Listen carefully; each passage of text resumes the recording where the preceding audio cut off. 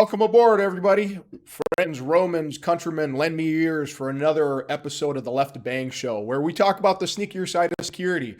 This is what I do: is I train corporate and trainers, tactical instructors, retired law enforcement and military, how to take the situational awareness they've developed over very long careers and inject this stuff into our communities. And we do that through the SAFE program, stands for Situational Awareness for Employees. So if you want any more information about getting these behavioral skills out there and disrupting things and disrupting violence, go ahead and type SAFE in the comment section. One of the team, me, Michael Morgan, or Cristiano, will reach out to you and we'll give you more information. So without further ado, getting into deception detection, lie spotting. Okay, we did this one time. We got a lot of good feedback, but a lot of people couldn't make it. And we want to cover some subjects. It's going to be same information, but I'm going to add a little bit more information to some of the stuff going on. So make sure you stay to the end, because I'm actually going to give you a resource document. So even if you saw this last time, I'm going to throw everybody a resource document that has some books and some of the other ideas on it. All right. So without further ado, I'm going to go ahead and turn over to a little video I want y'all to watch real quick. True.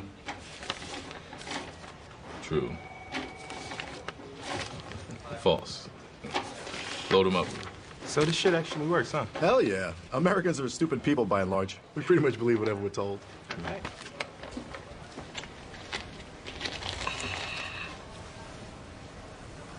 So it can feel my heartbeat? Pulse, yeah. If Marnell say I had the gun, he lying. The machine tells the tale, son. We ready, Professor? Yeah. We'll start with an easy one. Is your name, in fact, Deshaun Fredericks? Yeah?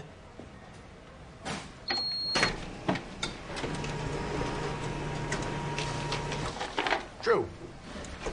And do you reside, in fact, the 1200 block of Whittier Street in West Baltimore? Yeah.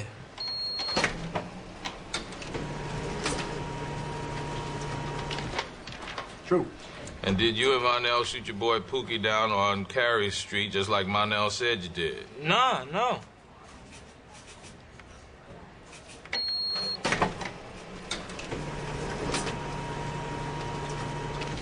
Lie. You lying motherfucker. The machine is never wrong, son. Fuck, man. Nigga can't never keep his damn mouth shut. All right. That was a good video from the movie, or the TV show The Wire, that follows law enforcement around as they do their jobs in the city of Baltimore. And he had a kind of a fun scene there where they take this murder suspect and they hook him up to a copy machine.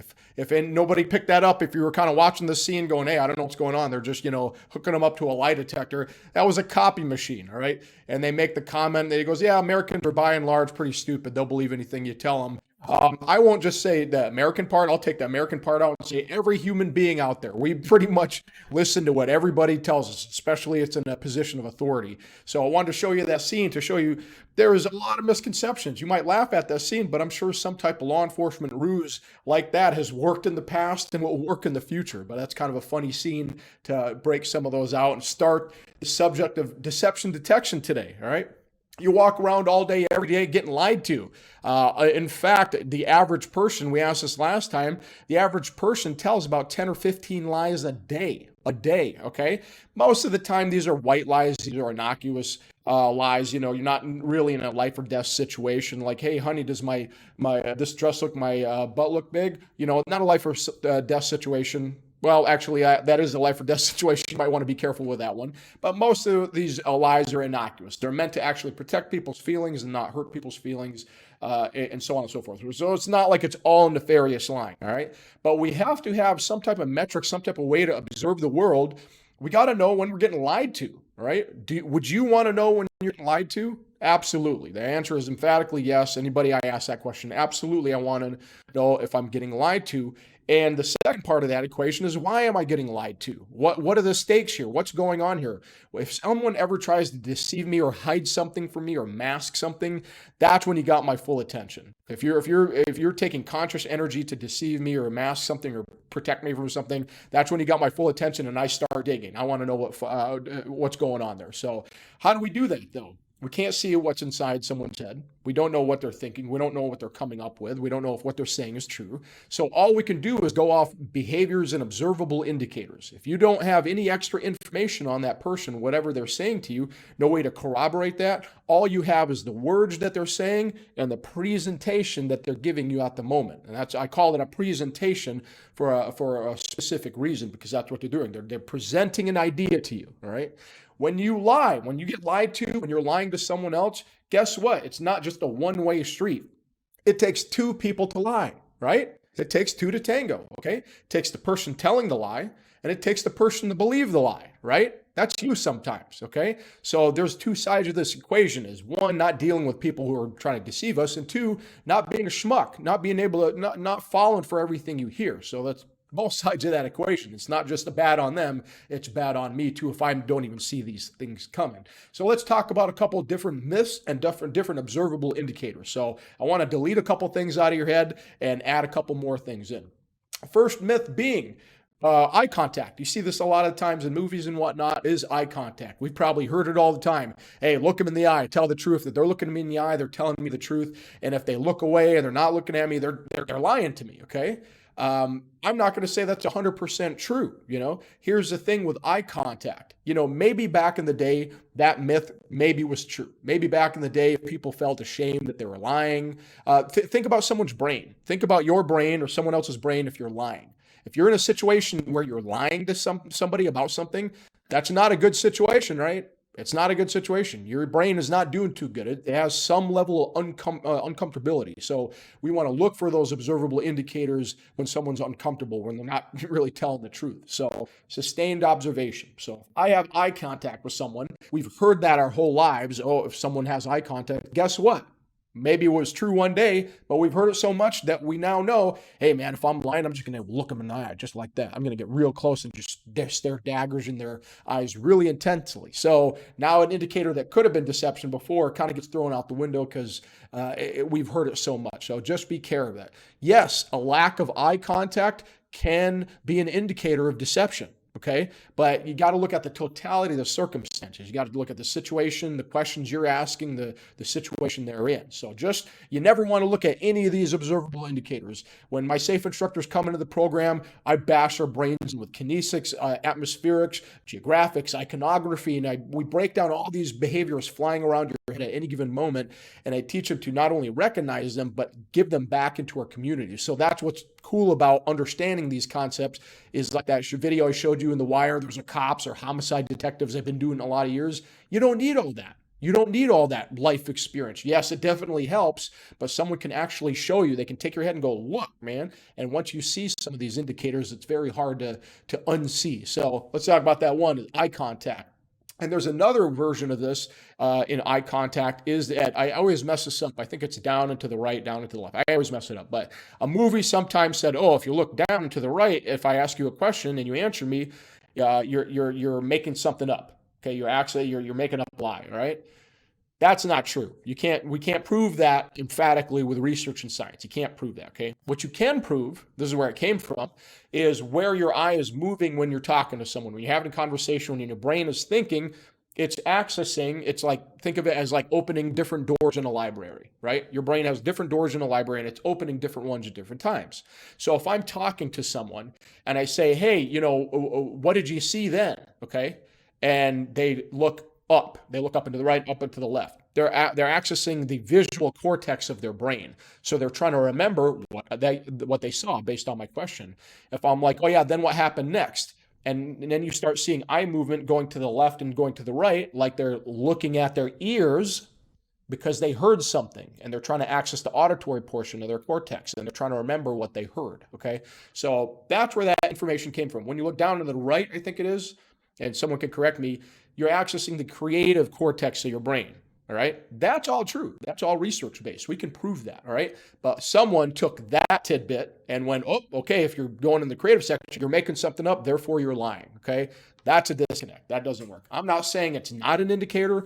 In and by itself, it doesn't work like that. None of these indicators we talk about today, you don't just jump out of your seat and go, ha, liar, you're lying to me right now, I caught you.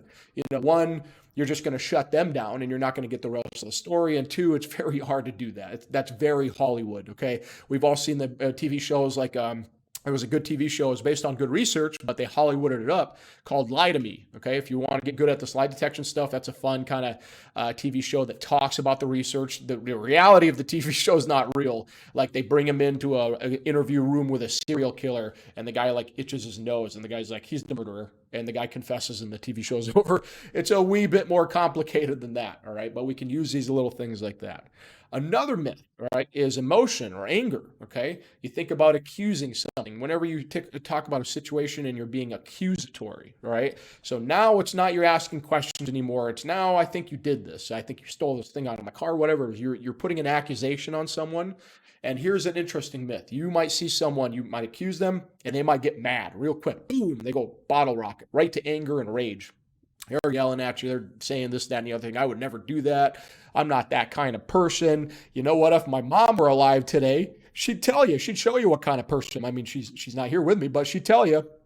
So now we're getting to some verbal stuff. Now they're saying things that cannot be verified. You know, oh, if this person was here, you know, so that's a whole other thing with the verbal side of they're saying things that can't be corroborated. But that anger, that high level, quick anger, okay? You'd think, whoa, man, this person just got real pissed. There's no way this is them. They just got really angry. Well, here's a rule of thumb. Okay, this isn't a hard rule. We're talking about human psychology here. A rule of thumb you want to think about is a guilty person, you might accuse them. You might get into that accusatory situation. You might see them going from baseline, kind of fairly calm. The accusation comes, boom, and they bottle rocket. They go through straight through the roof, and they're mad and raging, and they're yelling at you. But what you'll find, let's say you continue the conversation, and you're not scaring them. You're showing them that this doesn't intimidate me. You're not going to get shut me down by yelling. As they start to see this, and you show that you're not going away, what you might see is that high rage, anger that got there real quick will start to ebb. Okay, so it might level off. It might kind of calm down a little bit. Then you might start to see it take it all the way down till it kind of levels off and there's no more rage or anger anymore. And it's real quick, boom, bottle rocket, level off, then back down, okay? The rule of thumb, that could be indicative of someone who's being deceptive or lying about a situation. Why do I say that?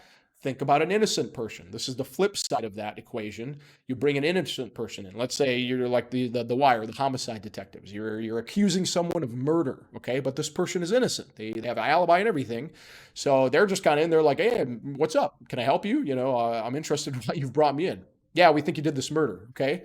Yeah, I didn't do that murder, but cool. You know, I don't know. What can I help you with? Yeah, we think you did this murder. It happened at this time at this place. Yeah, I was at church service with my wife and 6 kids and, you know, I was volunteering. You can corroborate, but go ahead.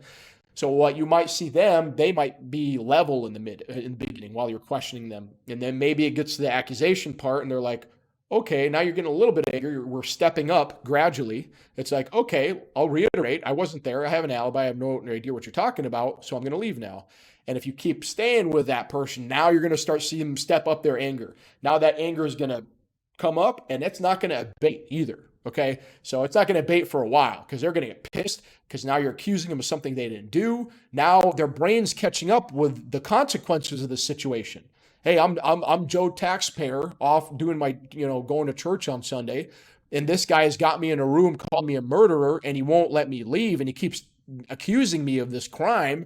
I'm getting raging now, like you're talking about my life here. So now you might see that innocent person with the rage and stay that way, stay sustained until you figure out some more information. So look at someone's emotional state. Just because someone gets super angry, super mad real quick, that's not a reason to back off, all right? So let me take a breather and take some air into my lungs real quick and check some comments real quick. Say hello to everybody.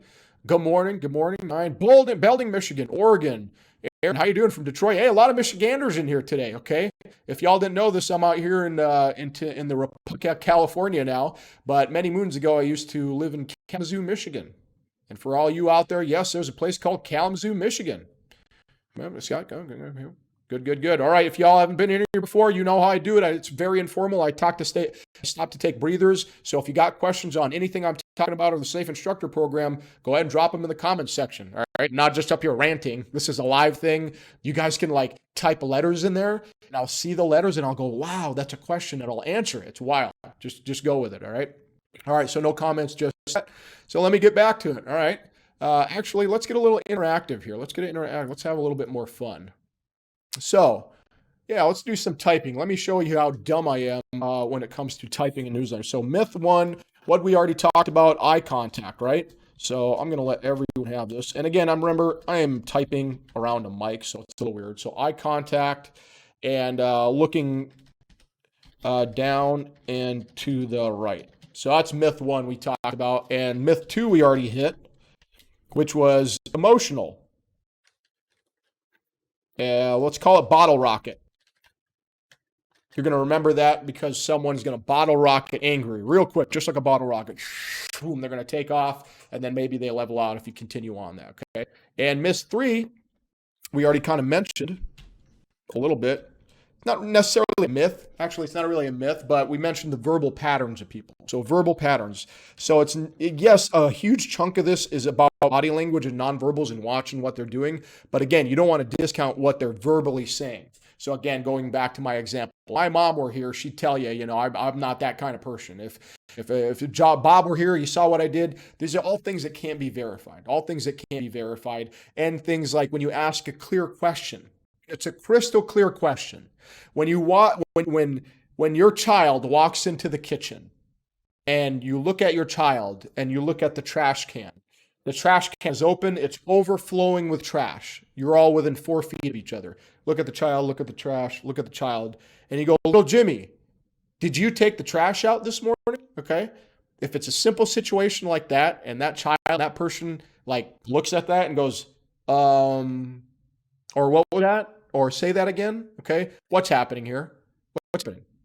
They're trying to give their brains time to catch up. Okay. They're processing what you just asked them. It's a very clear question. You didn't surprise them. They weren't reading a book or anything. They were looking right at you, and you gave them a question and they go, or pause, or what was that? Or can you repeat the question? Whenever you're hearing things like that, I'm not necessarily saying they're lying. Don't jump on them and go, oh, you're lying. But I'm just telling you that they have consciously paused their speech to think about what you asked them and what they're about to say. Okay? Now, could it be something besides deception? Absolutely. Yeah, it could be someone trying to frame their words. I'm a business owner, okay? I talk to a lot of people all day, every day, a lot of people from different walks of life, okay? I come from the Marine Corps. We're not exactly couth in the Marine Corps, not exactly polite, okay? I didn't come up, with a dinner fork and a fish fork, okay? I don't talk like that anymore. I don't talk like that to people. I only talk like that to my personal friends, right? Because I have to kind of jump in and out of that. So be aware that it might not always be deception. I might talk to someone and go, this is what I really want to say to this person. But I won't say that and go, well, all right, the headline here is you're doing a great job, A for effort. And then we'll move from there, you know what I mean? So let's look at those emotional, that bottle rocket, look for it to stain and drop off, eye contact, be careful with that, and those verbals. Listen to those verbals and whatnot. So let's talk about some observable behaviors. Here we go. So what are some things we can see on people that could possibly indicate some type of deception, all right? Again, these are rule of thumbs. They're not hardwired. They're not 100% all the time. But if you're asking someone a series of questions, and remember, look for baseline behavior, so the baseline should be relatively normal. If you're asking innocuous questions, think about the questions you're asking and think about how uncomfortable someone should be with these questions, okay? If I go, hey, man, you got time for a meeting, on 8 o'clock, grab some coffee real quick?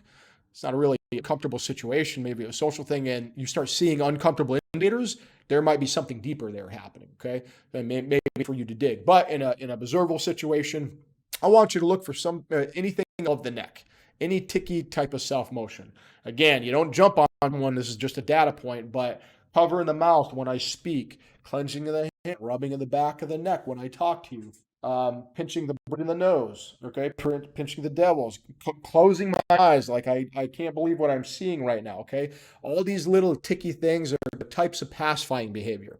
And when you conduct pacifying behavior, it's unconscious. You don't even realize it. You're calming yourself down. There's some type of fear or threat going on up there, and you're trying to calm yourself down, just like mom did when you had a boo-boo on your knee and you're trying to rub her back. So I'm not jump on someone and go, oh, you're lying right there because I saw pacifying behavior. I'm going to know there's some level of discomfort there that I need to dig. I'll peel back that onion in a little bit, all right? So that's one of those things of observable behaviors, looking for that ticky motion. Another one, be baseline observation. This is something you got to do before you get into it with people. Oh, Vaseline observation. That's what I'm writing today. You freaks. You're all probably laughing at me right now. Baseline observations when it comes to behavior. When it comes to deception detection, you have to do some type of sustained observation on this person. You can't just open a door, walk right into some rando out there you've never met before, and just walk and be like, oh, he picked his nose. Liar. Like, you don't know anything about that person. They might have a habitual nose picking problem. I don't know. So you need to do some type of sustained observation on them. A minute, 5 minutes, 10 minutes, a week, whatever it is you have time for. And I gave this example last time of a great poker player. He used to play in all these underground poker games, kind of a younger guy, mid 30s, younger 30s, but he was a shark, man. People hated dealing with this guy because he would show up and he'd run all the tables. It was a poker game and he'd just crush everyone's soul. And they kind of do an interview with him at the end of it and asking him, he's like, yeah, man, I'll tell you. He goes, I probably shouldn't even tell you this, but this is one of my secrets. So he'll sit down at a poker table, and before the cards even come out, before anybody's playing any game, he starts hitting up his people sitting next to him, John and Bob and Dave. Okay. Hey, John, what's up, brother? Hey, man, I heard, didn't your daughter have a gymnastics meet this weekend? Yeah, she did, man. She won silver, blah, blah, blah. And I'm hearing about his dog going to gymnastics. Hey, Bob, didn't the Raiders win this weekend? Yeah, man, they finally won. They broke the streak. Blah, blah. I know Bob really loves the Raiders. What am I doing? I'm asking questions about innocuous things, and I'm establishing behavioral baselines. Baselines on people that, comfortable issues, okay? Again, do I really care about the gymnastics? Do I really care about the game? No, I'm just watching their observable behavior, their speech patterns, their tones, okay? The tone of the voice. That can definitely communicate information, tone and inflection and whatnot. And then now when the cards play, now when I'm playing and he's trying to bluff me, I'm watching for any deviation from that baseline of established, right? So that's a really cool tip for poker players, any of my gamblers out there. That's a cool tip, and it's a fantastic tip for looking at deception to see if someone's lying to you, okay? Remember, the big overarching thing I want to talk about here is looking for fit, no fit. Hold on. And I'll make this document available for everyone. So a fit is a situation where you have, come on, work with me here. Fit and fit can be categorized under any one of these, okay? Here's another one called duper's delight. This is an observable indicator. If I'm telling a lie and I think I'm getting away with my lie, I think I'm getting away with it, or I'm getting excited, I'm kind of amped up, you'll see duper's delight. No, officer, I don't know how that body got in my trunk, but it's a funny story. Here, sit down, have a drink. I'm going to tell you this great story, and I'm explain why I have a dead body in my trunk, okay? Does a smile or laugh belong anywhere near the story I'm about to tell or that line of questioning? No. Then you'll see that duper's delight, inappropriately timed smile. Okay, that is a absolute no-fit situation. We're talking about homicide, and I get a smile, all right? Or same thing if we're talking about something happy. We're talking about something happy, and you see a little flash of rage. Okay, that's a problem. So because you got underlying rage happening, and you see a flash of that when we're talking about something happy. Okay, that's a really interesting thing. That's something you want to pay attention to when everyone should have that baseline happy procedure. There's all these indicators, right? When it comes to face, all right, there's even more observable indicators out here. And you know what? While we're on here right now, let's go ahead and talk about my man, Dr. David Matsumoto. There he is. Again, I'll put those links in there. My good friend David Matsumoto, I've had the pleasure of working with him on a couple occasions back when I worked for the military. And he does great things, and he really dives deep into facial expressions, especially when it comes to deception, all right? I do kind of the holistic approach to security where we talk about nonverbals, body language, kinesics, atmospherics, and in my Safe Instructor program, that's what I teach all of them, and that's what we're teaching our communities, how to look at all these specific behaviorals and contexts and to really break them down, where David is a subject matter expert. I mean, this guy's the PhD of PhDs on really getting into the nitty-gritty of this stuff, and specifically his facial recognition stuff. There's seven universal facial expressions in the world. No matter where you go on this earth, we all have 7 universal facial expressions. And if I see that universal facial expression on your face, that means that's the emotion you're feeling in your body, in your brain right at that moment. We have researched this. There is proof behind this. Dr. Paul Ekman did this research back in the 50s, 60s, wrote a lot of, and Dr. David Matsumoto wrote a lot of books with him. Okay, a lot of books with Dr. Ekman. Dr. Ekman passed away. David still continues this stuff. Really great information. But what he has done, and he's researched this, is those 7 emotions or those 7 facial features, 4 of them are tied to deception.